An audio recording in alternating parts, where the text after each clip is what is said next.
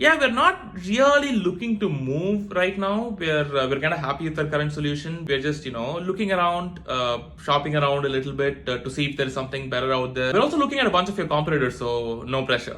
Yes, about that, I have a question. Can it integrate with my printer? Can it integrate with my toaster? Can it integrate with my toaster and send a message to my printer to print out a message saying that my toast is ready? Can it integrate with my electric toothbrush?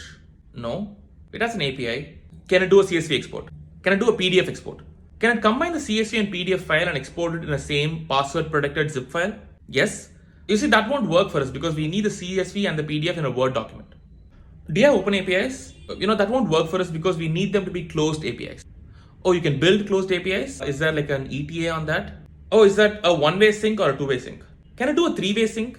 Our current solution can do a three-way sync. So this is what I'm thinking, right? We need exactly like how we use it in a current solution, but then cheaper, faster, and easier.